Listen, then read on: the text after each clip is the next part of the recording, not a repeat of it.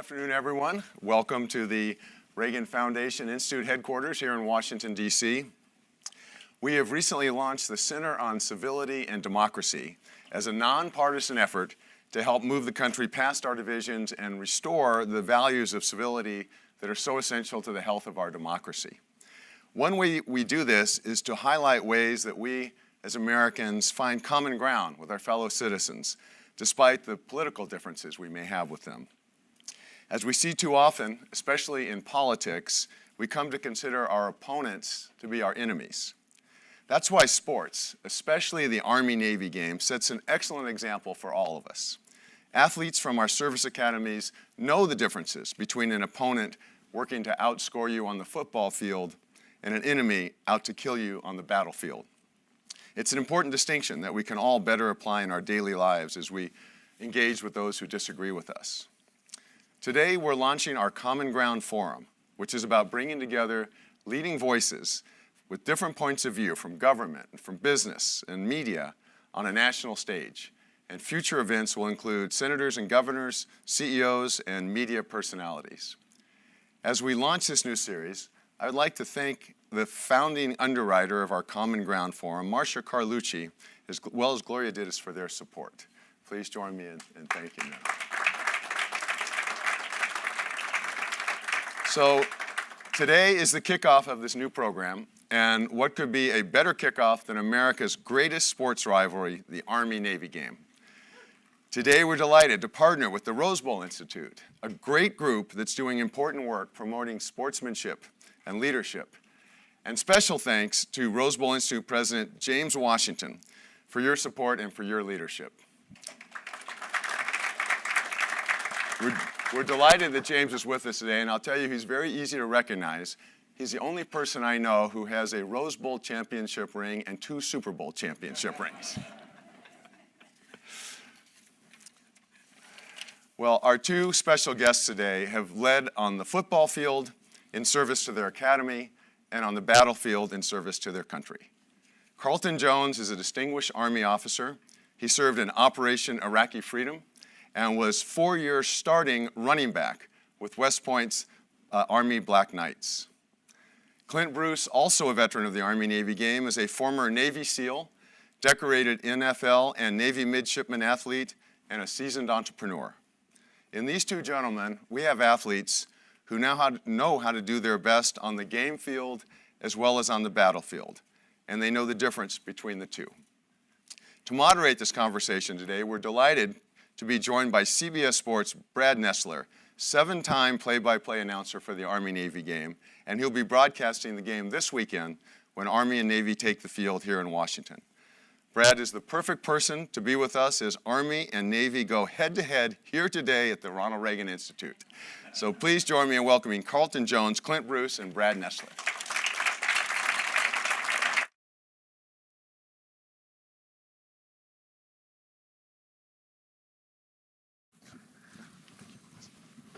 Thank you, Fred. I'm honored to be here today. And as with the Army-Navy game every year, not only honored but humbled to be with guys like this and with the young guys that are going to play about 48 hours from now, 47 hours from now. That's when my real job begins. I've got a production meeting as soon as we get out of here, and I was telling these guys that our crew on a normal basis doing the Big Ten game of the week is probably 85 people, something like that. With CBS Sports and CBS Sports Network and the pregame show and the march-ons and all of that, we probably have 150 people. So we have a lot of meetings, and they start tonight. But anyway, honored to be here. And Fred already told you about these guys and what they did in their football careers. This guy was a middle linebacker. He's eaten his way out of that at this point. We'll talk about that after. Yeah, I know. I shouldn't have said that now. Keep being funny. I feel funny. Yeah, I know. Yeah, I made a big mistake already, didn't I? But no, he was captain, 4-year starter at running back, had the single season touchdown record until this year. Bryson Daly took care of that. So is that one of those? The Army quarterback. Hey, so here's what I ask the young guys when we interview them, be it in person or on Zooms. So when you guys chose Navy and Army, did Army choose you or did you choose Army? And same question to you, just from where you came from and the football aspect. Carlton, you go first. Well, for me, Army chose me because being from small town North Carolina wasn't on my radar initially. But the coaching staff, head coach at the time, Todd Berry, came down, sat in my living room talking to my parents, and kind of highlighted what the opportunity of going to West Point, what it could be, just not on the football field, but off the field as an Army officer, as a graduate, what it provide. And once I went on my visit and saw the team, saw the camaraderie and what they, as a team, what they did, I was sold. Like, I think I committed on that visit that day. So It must have been summertime. no, it was actually in the middle Really? of a snowstorm. Oh, my God. The middle of a snowstorm. Well, then, I question must that have been decision now. in North Carolina, if you took a visit to West Point and found the weather to be favorable for you. How about you, Clint? A little bit of both. One of the questions I get asked often is when did I first want to become a Navy SEAL? And I never really could remember the answer to that. I just don't remember not wanting to be one.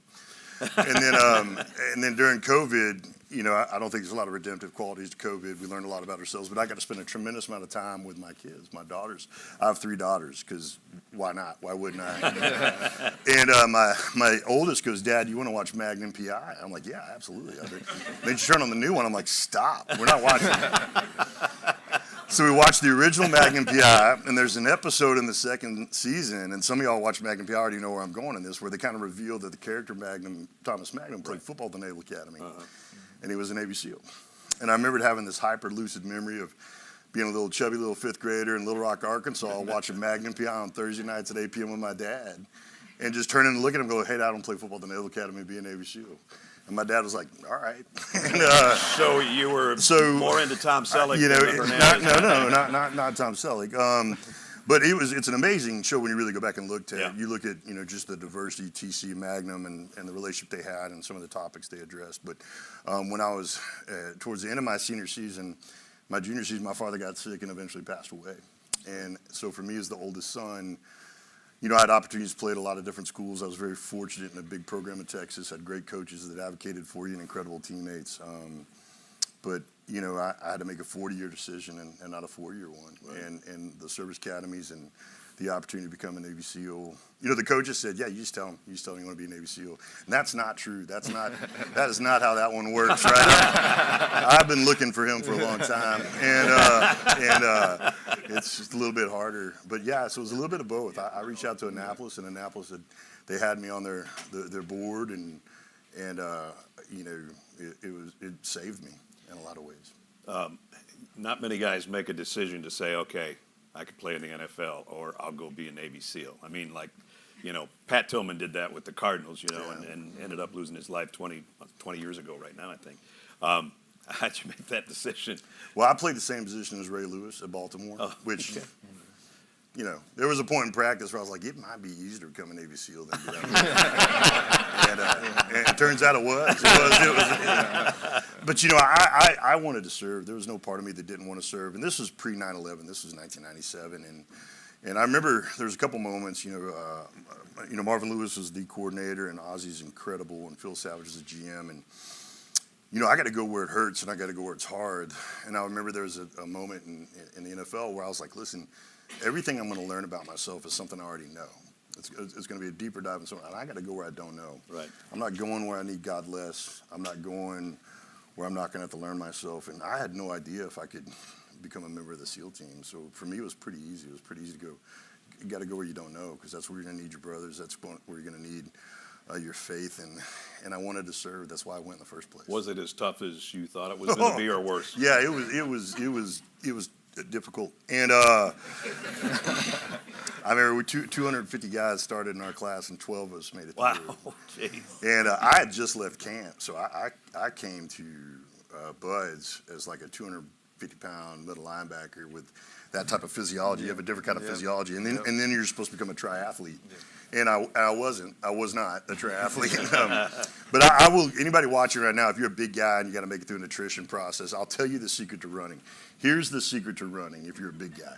Lean forward until you're about to fall over, then don't. for however far you gotta go. It was like, you don't look cool, but you make the time. It's a controlled fall, right? So, Carlton, you miss football? I mean, when you're a lieutenant colonel now, correct? Right. Yeah. Correct. Yeah. So you're still in the business at the Pentagon. Tell us. Still at the Pentagon, had still a great in, career, still man. I'm really active, proud of still you. going. But do I miss it? Yeah. Until I look on Sundays, I see a big hit, or I see a running back getting crushed by a D tackle. By I'm like, no, maybe not. Like, maybe not as much. I don't miss it as much now, but yeah, I miss it every now and then. The best part, I would think, because this is how I feel in my job, is I like being part of a team. Yeah. Teamwork is the coolest thing in the world. And when I decide I'm not going to do this anymore, I will miss the juice of my team. And that's what it's all about, both military and... The locker room, The locker room is what we miss. Yeah. Miss practice more than games. Really? Miss practice more than games, because at practice you're talking to your teammates. Right. You're involved. You have the interaction. You have the coaches.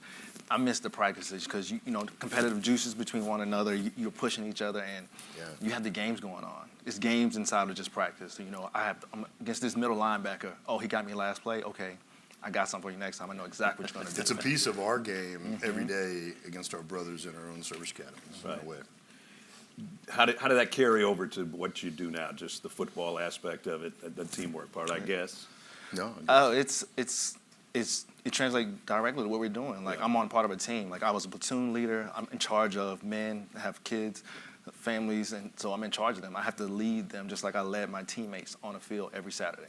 So you take that and you go with the same discipline, the same responsibility that you take with that going onto a field every day. You take that into your next job. You know exactly what you're going to do.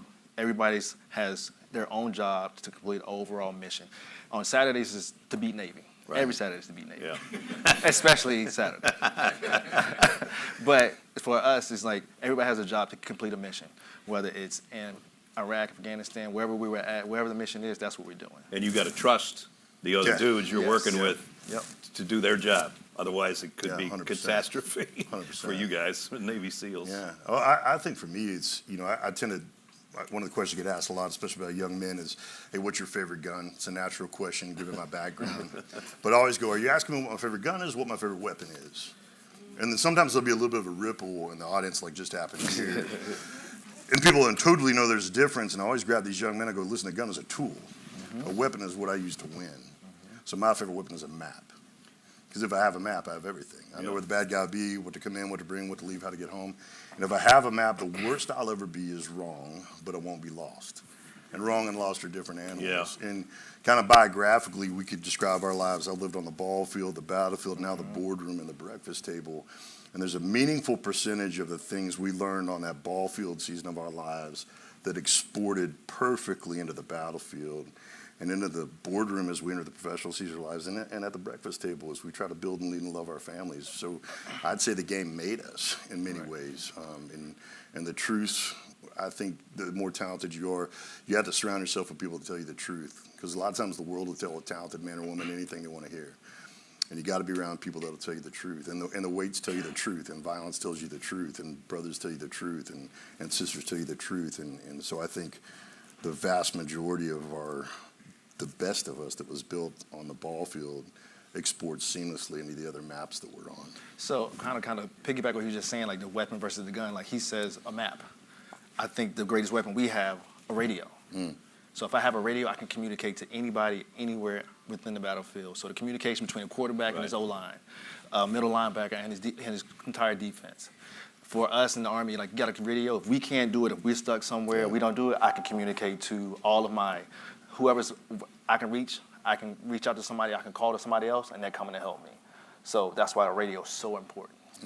So you guys spent 364 days a year getting ready to beat each other, and in between you played Air Force. So the goal is, well, I mean, that's the whole goal is the Commander-in-Chief Trophy. So it's the CIC, that's the goal. Yep. And anything, well, there is nothing above that, I don't think, because, and I'll get back to my question in a minute, but I talked to Jeff Munkin yesterday. So we said, Coach, awesome year, 11-1, won the conference championship, and now getting ready, for Navy, and congratulations. And he said, yeah, it's been a good year, but if we don't win on Saturday, it's not going to be a great year, So, I mean, that's the mentality. But you spend all that time, year-round, preparing to play in those CIC games, and then when your career is over, football-wise at least, now you're obviously on the same team. There's 3 teams. Did you have any like interaction where, okay, I'm going to be with some Navy guys and I'm going to be with some Army guys, I'm going to be with some Air Force guys? Yeah, in the special operations community, we operate in a joint environment. And so a lot of the great Army football players, Pat Work and just one of the ones off the top of my head, and you run into those guys in the special operations community all the time. Yeah. And there's a lot that you know about them, and you work for them. You work for guys that you competed against, and it was a real privilege because you're always trying to learn about your leaders and trying to learn about your team. And when you walk into someone who played at Army or even Air Force, there's some things you already know about them, especially if you played against them. Right. There's some things I already know about Tim Booth. There's some things I already know about Ronnie Makeda. There's some things I already know about guys I competed against. And a lot of times you're trying to make these high-speed trust decisions, and the inherited trust of competing against someone, it transitions to fast decision-making on the battlefield. So it was a huge advantage for us to be working next to people we'd fought against. Same thing, Carl? Same. So I was an air defense officer, initially commissioned, and so on deployments, I worked closely with some Navy, a Navy unit. So they were the mechanics on one of the platforms I was working on, and so I had to work on it every day, But I already knew, they had our back. There was no issues, not anything. A little bit when I first heard about it, I was like, I don't know about working with Navy. I don't know. That's just the fear. That's just the fear. Insecurity of the son of a gun. But we get over it, once everybody does their thing to do their job and, complete the mission. So but I always cross lines with somebody working with Air Force. They're probably my least favorite, but yeah, definitely. Unless you're playing golf. If you're playing golf, you want those guys. Oh, absolutely. Yeah. They have the best courses. Yeah, best handicap. Best courses. Yeah, they best O clubs. And, like rivalries are rivalries. I've done every rivalry in the NFL. Duke, North Carolina basketball, Celtics, Lakers, and NBA. I don't broadcast baseball, but I assume people would say Yankees, Red Sox, whatever. This is it, right? Yeah. I mean, this game. The best rivalry ever? I think this game stands apart. I was interviewed by someone, I can't remember, it was 10, 12 years ago, and they asked me about rivalries, right? And it was a little bit of a loaded question because it was out of respect, they wanted to acknowledge the Army-Navy game, but this is closer to Red River Rivalry and all this other stuff. Yeah. And I listened to them. I said, hey, what do you think? And they list all these great rivalries. I'm like, those are wonderful. I love those rivalries. But Army-Navy stands apart. And they go, what do you mean? I said, well, you show me a game where everyone playing is willing to die for everybody watching, and I'll tell you that we have company. Yeah. And that's the truth of it. The truth of it is everybody on that field has sworn an oath to defend everyone watching that. And I think in the annals of a rivalry, this is a unique one, and it stands apart. It's pure, it's beautiful, it's violent, it's all these other things, but it is in many ways the best of us as a nation. And I marvel at guys like Carlton. I joined the Naval Academy right after, Desert Storm, and it was a successful war fought by great leaders. And when I say I hoped for violence, I just mean that's the parade. Like I hoped for a run as a linebacker. Like that's just what I do, right? I want to be relevant and matter. But Carlton's there, and I'm so amazed by those guys because those guys enlisted knowing full well that they were going to go to war. And I admire that so much that there's no question what they're going to do once they graduate. And I marvel at the fact that our nation still produces men and women willing to do the harder thing from the time they're 18 to the time they're 26, 27, 30. That's why I have great hope in this nation. A little bit like Reagan, I'm an optimist. But there's data that drives my optimism. And the data that drives my optimism is the number of men and women still applying for service academies, knowing it's going to be the harder thing.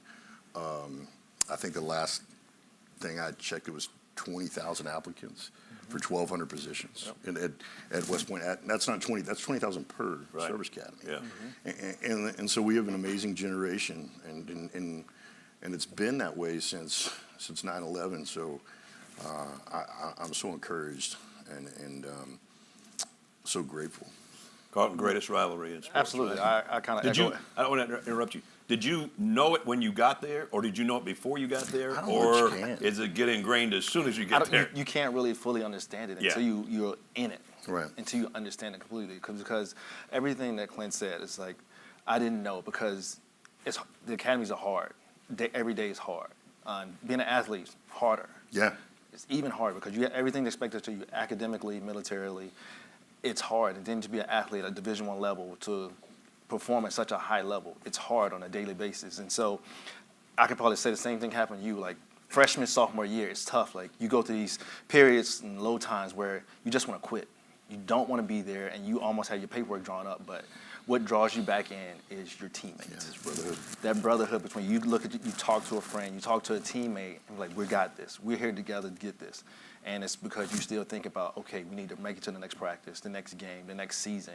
And that's what draws you in. And that's what makes the rivalry, that brotherhood, so strong. Right. Because it's not just, okay, we compete together on the football field. It's like, this is on a daily basis. We're competing. We're together on everything we do.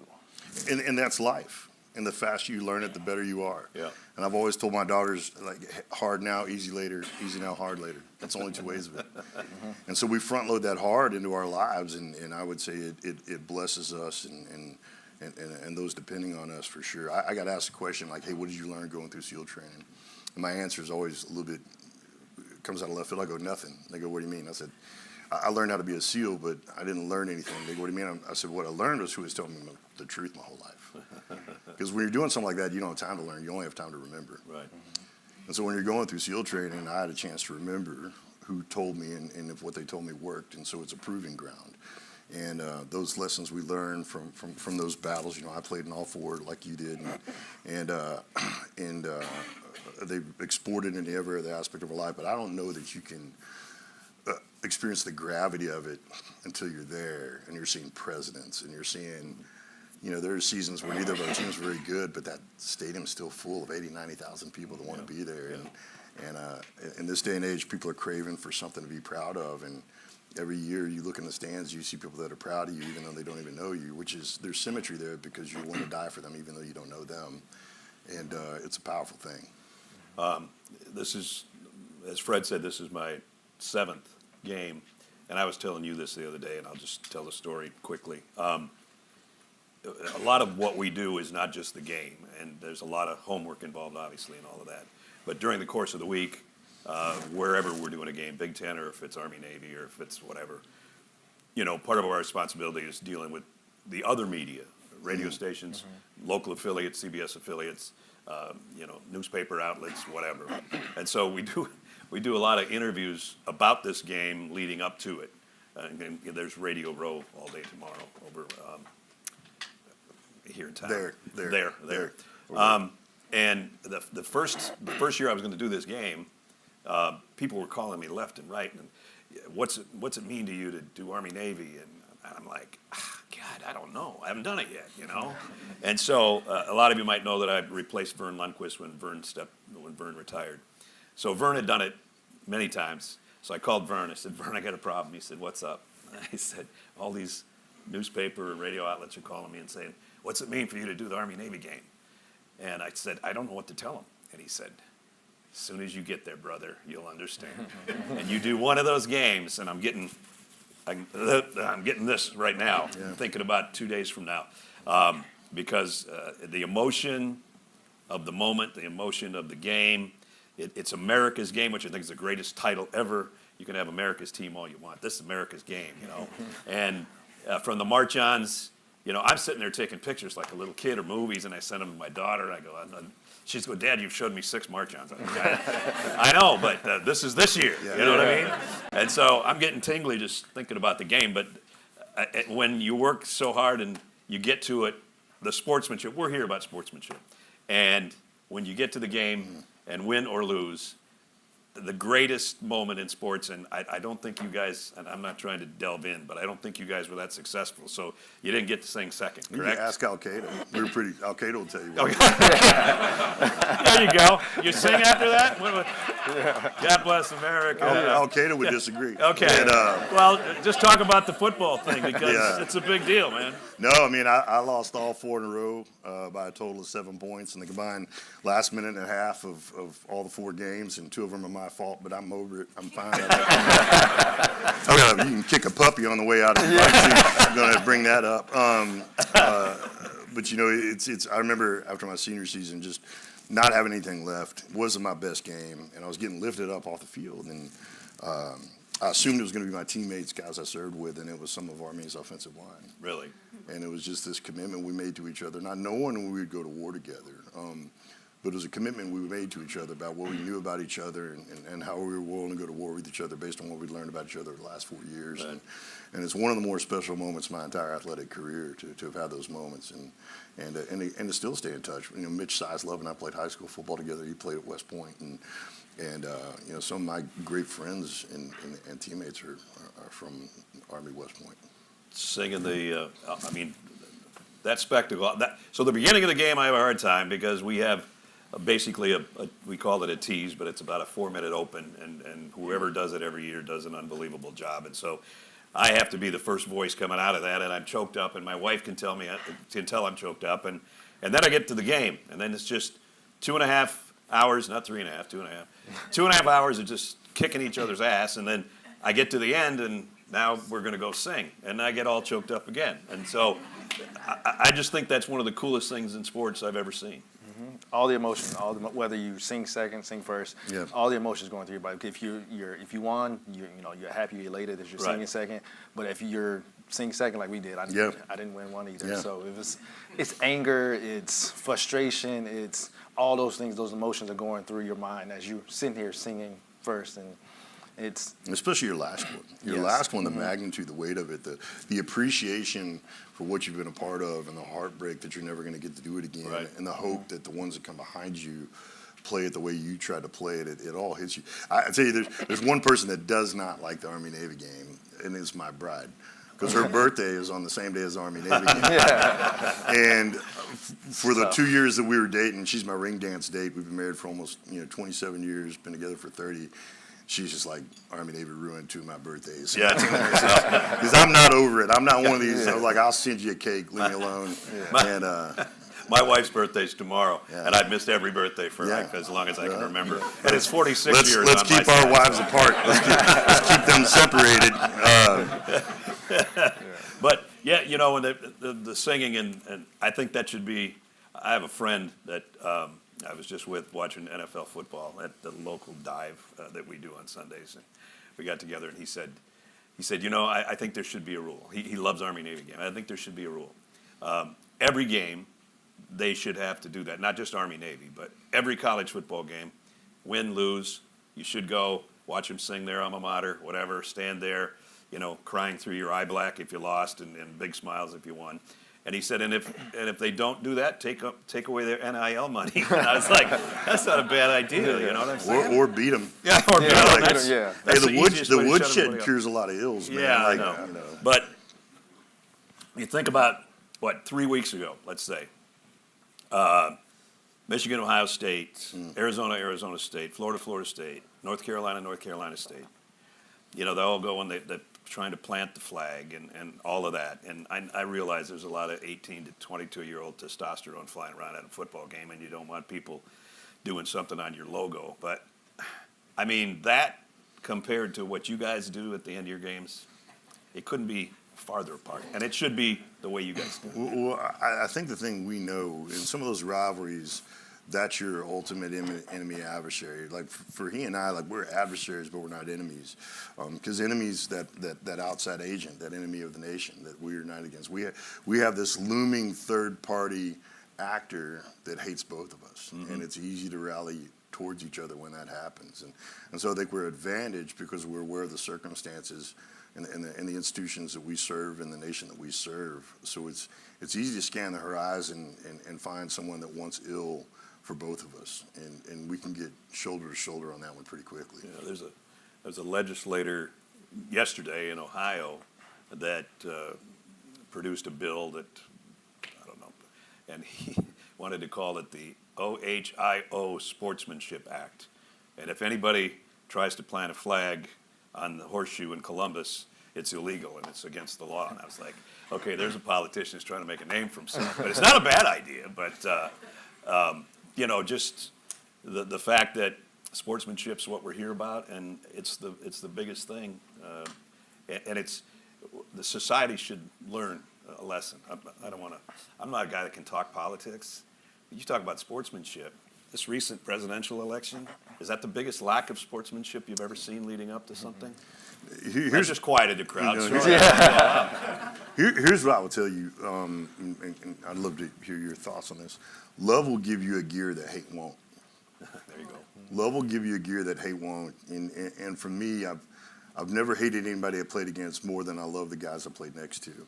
And sometimes the people I was playing against that felt like hate, Right. but it wasn't. That wasn't the heart of it. I remember when I was in the league, there's guys like, you're the meanest guy I ever played against. I'm like, I didn't hate you. You're just in the way, man. Like, there's this place that these guys I love, and I said I wanted to go, and you're in the way, and that may have felt like hate, but it wasn't. I love these guys more than I hate anybody else. And I think when the performance advantage of love as fuel vice hate for fuel is unrivaled. I mean, like, hate will allow you to run hard and fight hard against an enemy. Love will make you run out of the street and pull a guy out. Yeah.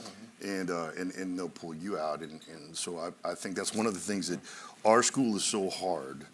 Our schools are so hard that only the way that you make it is if you love the guy next to you more than you hate anybody else that you're playing against. And that transitions, that export. I always say that tribes row, teams flow.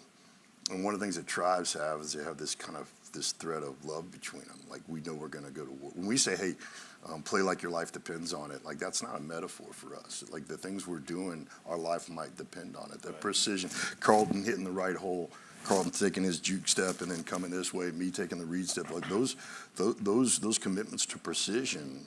It's a way to show how much you love the guy next to you, how hard you want to play, and the precision with which you're willing to deploy your skill. And I think you don't make it through our institutions if you don't have that as bigger than hate. And kind of what you was talking about, like what makes this rivalry so special is these two institutions, like from the moment you step on campus, you're not only a football player, but both sides, you're building leaders of character that are going to go on and lead nations, fights, wars.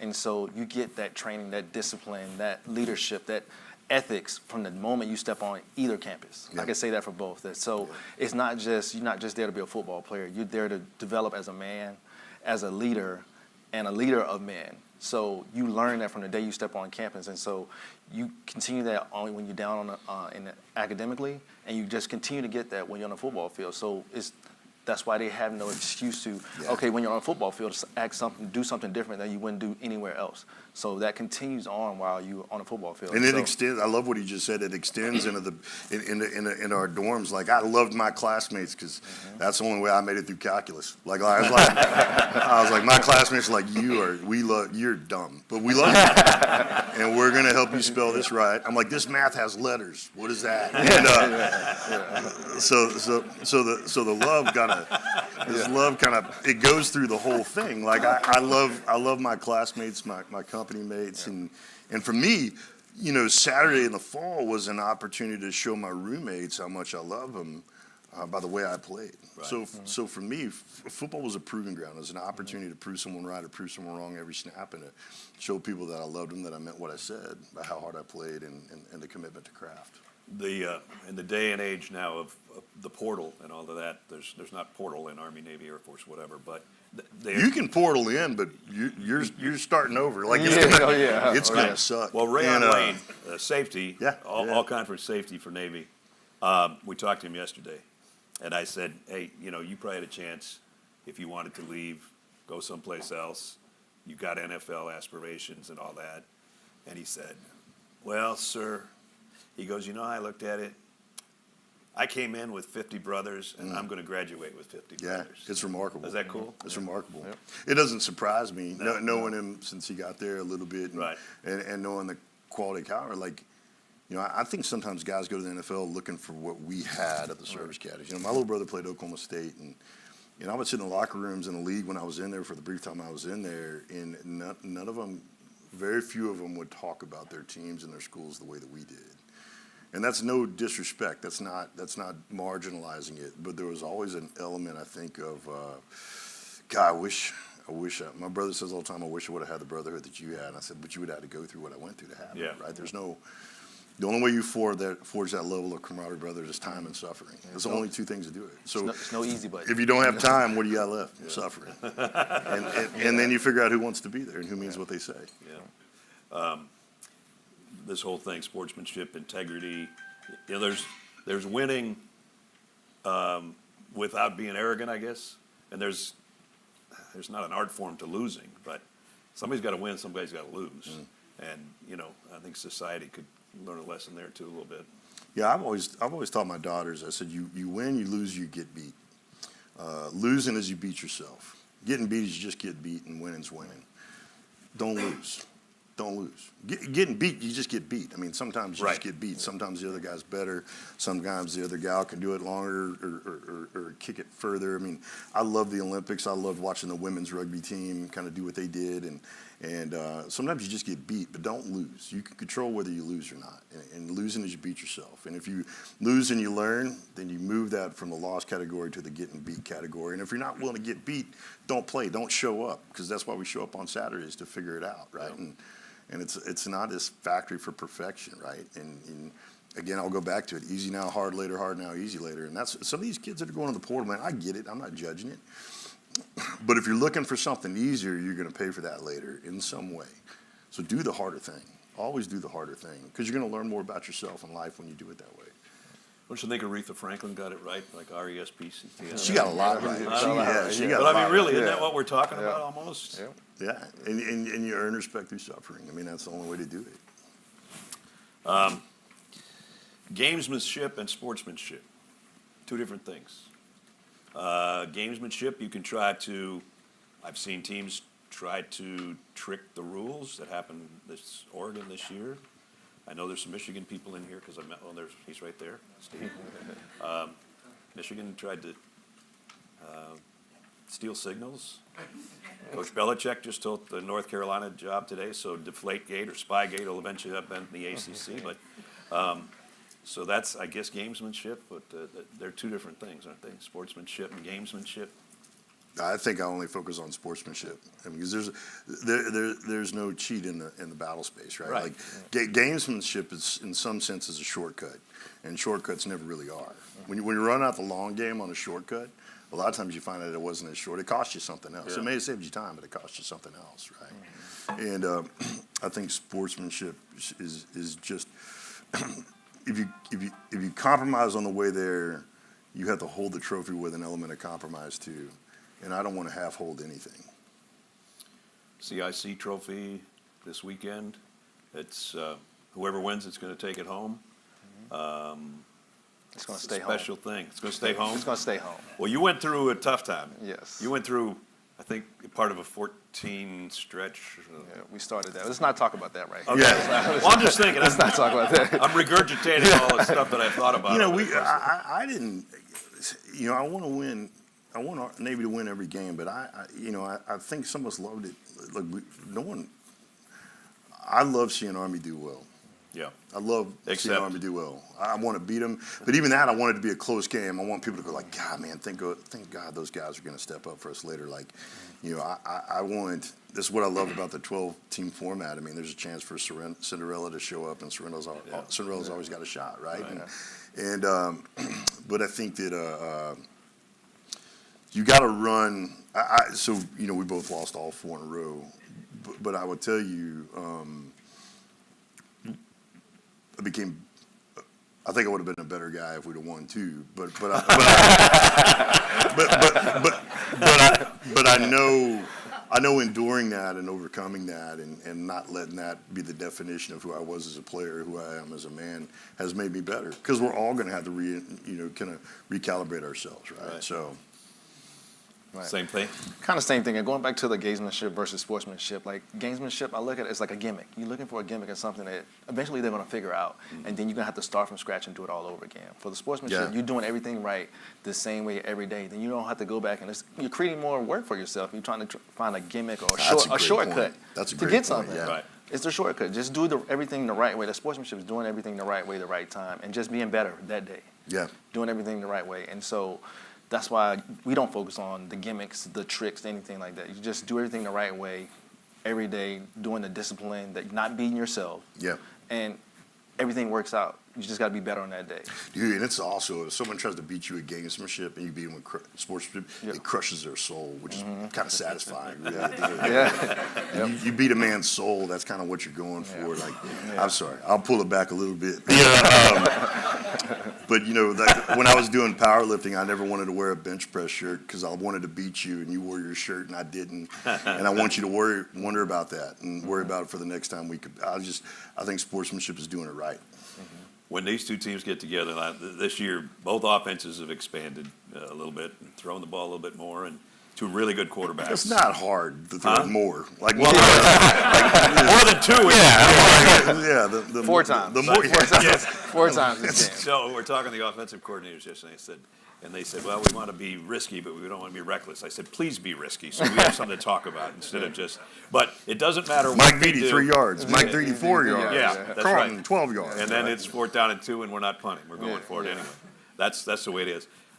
With all the points these two teams have scored this year, I almost guarantee you that it will be 17-13 or something, and that might be high scoring. Yeah. Am I right? That's a good. I mean, it's like you said. It's for every blade of grass. Yeah, first, don't hit me. Second, I thought we were friends. joke. We were. You made that little chubby comment at the beginning. Yeah.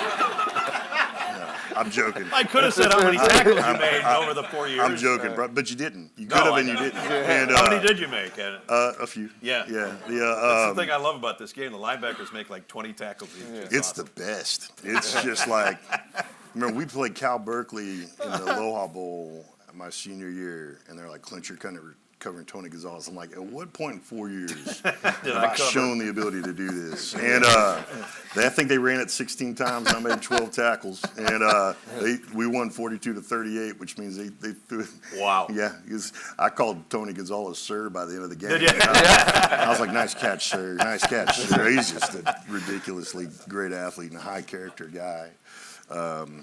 But, you know, I refuse to speculate on that game, man. It's just going to go the way it's going to go, and these men are going to learn about themselves and each other, and those lessons are going to pay dividends for the rest of their lives. Right. I'm a better man on every front for having played in that game against guys like this and guys like that. It served me more than I could have ever given to it. And as I get older, I appreciate that more. Yeah. I was up at Annapolis today, just walking around the campus and just realizing, you know, what a jerk I was in my early 20s and not appreciate what this place was. And now that I'm there, I'm just so grateful. I'm grateful for the opportunity to line up against these guys for 4 years and what I learned about myself, what I learned about goodness and rightness and the way we ought to be as a people. Yeah. So I'm grateful for it. Well, like I said, Wait, let me speculate. We're going to win. 'Cause Okay. I want to be honest. I'm going to speculate. We're going to win. I lost 4 years. We need to win as much as possible. So we're going to win. But just great game, sportsmanship. Yeah. I'm just going to open it up. You know, these guys, like I said, I'm honored to be up here with these dudes. I'm going to open it up to questions. I don't know where Meredith is, but she said, Brad, if it gets to the point where you want to ask questions, go ahead and ask questions. And I think these guys have pretty much handle anything. I can tell that right now. I got on a Zoom with these guys the other day. I said, man, I like these guys. And now I get them in person. I'm like, it's even better than I thought. Gentlemen, thank you for showing up today. Ellis Craig, former Marine Corps combat veteran. Thanks, sir. Semper Fi. So you talked about leadership. If you can kind of describe, what's the one word you would put in front of leadership to describe your leadership style? And tell me a story that's attached to that. Well, you can't say servant leadership. Oh, dadgummit, Yeah, man! Like, you can't tell me what to do. So, but I think servant leadership's the right word. I mean, like, or sacrificial leadership, which is just kind of another version of it. But you know, just having that lived out in front of us, right? And I think, and I revere the Marine Corps for this. I think the Marine Corps is perhaps one of the most unique branches of the military in all the world. Like, you ask a SEAL what his second birthday is, the Marine Corps does the best job of cultivating an identity, and relevance to your fellow Marines is what drives how much you're respected, right? So I think servant leadership is the right way to describe it, and I'm just so blessed in that it's hard for me to come up with one one instance of that. I was around it. There's a legendary Marine named Doug Zimbeck, the Lion of Fallujah. And, the stories about him leading from the front. And you're not leading from the front from a vanity or a glory perspective. You're leading. I was working with a big college football team, and someone asked me, like, how do you be a great team? And I'm like, be the first to the hurt. If you can find a way to be the first to hurt and stay at the hurt the longest, if you're in a team that's arguing about who gets to hurt the most and for the longest, you got good stuff there. And I think I was around that all the time. You get under that log when you're going through SEAL training, and you try to rotate the burden for guys, like, hey, I got it, shake your arms out and stuff like that. And you're in a good boat crew when you're arguing on who's going to take a break, and it's not about who's going to take a break. It's like, no, I got this. You go, you take a break, you take a break. But I think that's what the game teaches you. The game teaches you the mission matters most, and the mission isn't you. So. You both took my answers. So I think the word I would use is present leadership. Oh, So I had time to think. That's so. good. See, it's good to go. See, there you go. Really, I had time to think. really just present leadership. So even a daily task is, if you want your leader, you got to be there first. You got to be the first one. You got to be work on time. You got to be there, not 8:30, be at 8 o'clock. If you ask someone for a task, you ask them to do something physical. Yeah. Hey, you got to be the first one to do it. Show them how it's done. So being a present leader and being visible so that your subordinates, your peers, everyone can see you that, hey, I'm not asking you to do something that I wouldn't do myself. So being that present leader, I think that's what I would say. Yeah, I mean, the senior enlisted, I wish more of the people appreciated the senior enlisted. I mean, in all but the aviation community, enlisted is what our enemies rightly fear: the courage, creativity, initiative, valor. And if enlisted are the backbone, the senior enlisted are the spinal cord. And they're amazing. And I had this one senior enlisted, and why I love present so much is he's like, hey, how you doing, sir? And then he just stare at you. You're like, oh, like, you want to know? Like, you like, that's not a, hey, how you doing? He's like, hey, how you doing, sir? And you're like, man, how am I doing? Like, I don't, Am I okay? Am I okay? I thought I was fine. And I learned from that. Now when I'll look at someone and go, hey, man, how you doing? And they look at me, I go, prove it. Prove it. Because, I've lost almost as many friends to suicide as to combat and training. And coming home is a hard thing. And I tell people there's a difference between being here and being home. And here's geography. Home is knowing why you're here. And I think part of being present as a leader is asking someone how they're doing and making them tell you the truth. And then telling them it's going to be okay no matter what the answer is, right? And I great coaches that did that. I coach, like I said, my coaches checking on me after I lost my father and lost a few of the really important men to me the first 2 years I was at the Naval Academy. And Clint, how are you? And they stare at me until I answer. So I think present and servant leadership is the right answer. So, thank you. Yes, sir. I don't know where the mic went. There it is. Thank you both for your service, and go Army, beat Navy. I apologize. I love this question. That's good from the back of the room. I'm joking. That's great. I would expect nothing less. Well, I was across the line of scrimmage from you in 1993. Oh, yeah? Yeah, Wake Forest played at Navy. Yeah, absolutely. So my question's about college football. Yes, sir. And where Navy and Army go. Will Army and Navy football rise or fall as a result of NIL and the portal? I think we'll rise. I think the NIL and the portal are going to run its course. It's going to do what everything does. Big ebb, big flow, and then it's going to normalize. And I think what Army and Navy have the opportunity to promise young men is what NIL tries to promise young men. And NIL is not the enemy here. I love that guys can monetize their talent sooner, because some of these gentlemen can radically impact their families' lives by monetizing their skill. But I think when you look at career after the service academies, we have every advantage. I mean, look at ask a CEO, hey, do you want to hire a West Point grad or a Naval Academy grad or an Air Force Academy grad? There's very few CEOs that don't want a shot at that kind of talent. And so I think because of, and listen, I think the Ivy Leagues are remarkable, right? And so when a guy graduates from an Ivy League, he's smart. When a guy graduates from a service academy, he's smart and he can lead and he can fight and he can take punishment, right? And so I think our schools give us an advantage that NIL and transfer portal try to give it as well. So I don't begrudge the NIL and transfer portal, but I don't think it's going to slow us down. No, same thing. I think it's gonna level out. Like Clint said at the beginning, like you make a decision based on 4 years or 40 years. And so guys that come to the academies, they set themselves up for a lifetime. They set their kids up for a lifetime. So it's one of those things that it'll level out, and we'll still get quality players, we'll still get talented players, and we'll still be able to perform and compete against anybody in the country. Yeah, and our dental and medical is paid for. So, and I made $75 a month as a midshipman. Yeah. I see a lot of kids chasing the money right now in the last couple of years, and I think the academy athletes are a different breed. They're going there for a reason, and it's not the money. And so, Well, no, it's not the money. but I promise you that. it's not the right? 20-hour days, right? But these young athletes that are monetizing their skill, like I get it, I understand that, right? And I think it's the difference between like you have an investment philosophy of kind of a short-term yield, kind of high transaction. You have relational. It's just a different investment philosophy, right? Neither of them are right or wrong. It's just what's right for you. And investing 5 years in one of the hardest places on the planet, it's going to pay dividends. It's different guys that I talk to. I mean, I go all over the country, and the service academy athletes they're a notch above. I'm telling you. You mean off? Off is what you're trying to be polite about it. Be like they're just a little off. They're a little off. Right? I was going to say different, but I get it. I get it. yeah. I remember I was asking Gary Patterson one time.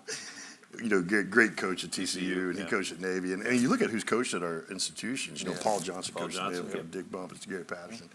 And he goes, Naval Academy was he goes, I had to realize one time I was yelling at some of y'all, and I realized, like, wait, these guys are trained killers. Like, I should throttle it back a little bit. And I'm like, not yet, but, we have the capacity for it. And, but, and I talked to Saban one time about he had a funny, I said, what you enjoy most about the Naval Academy? He goes, I didn't have to worry about y'all after practice. You have guys with guns keeping you inside the facility. That's right. What harm can you do, right? Yeah. So there's some advantages there. But I think every coach I've run across in the league, they all of them, anybody's coach of the service academy, they look at one of the greatest times of their lives. And I've had a lot of NFL coaches that are like, hey, I want to end my career coaching at a service academy because it's just pure football, man. Carlton told me, I forgot Bobby Ross was it. Bobby Ross, too. And Bob Sutton, I mean, one of y'all's greatest coaches of all time. I mean, he was remarkable and had an incredible career in the league. But he was an amazing coach, and it's a special place. Yes, ma'am. Not a question, a comment. The role of the sports figure right now is so important, not only in our U.S. World, but all over the world, whether it be basketball or football or soccer. And I just appreciate your talking about and the importance of this game insofar as sportsmanship versus to figure out the gamesmanship, as you say, in that gamesmanship is just whoever comes up on top, regardless of how they play. And so I just wanted to thank you for that. Yes, ma'am. Thank you, ma'am. Yes, ma'am. Yep. Hi, Julie Hendricks. I'm with We the Veterans Military Families. And one of the things we do is we kind of capitalize on the fact that veterans and their families are a really trusted population in this country. So all this stuff that y'all are talking about, how do you translate that? And I know you're not a civilian yet, but kind of in your local communities and kind of build that trust with some of the folks you're engaging in who don't necessarily have that military background. And also as Navy, go Navy, beat Army. I don't think, I would tell people, like, one of the most challenging seasons of my life is when I left the battlefield and ball field and came to the boardroom. And because so much of my identity was bound up in physicality and all these other things. But as I said earlier, the best parts of you come with you to whatever map you're on. And so what my bride and I have always tried to do, she's my ring dance date from the Naval Academy. She's got the strongest eye-rolling muscles on the planet. I mean, she's just, it's amazing. She's the Arnold Schwarzenegger of eye rolls. It's incredible. But we try to live like we're still in. We try to live like we're still in. We try to lead and love our girls. When my father died, I made him perfect, and then I chased him.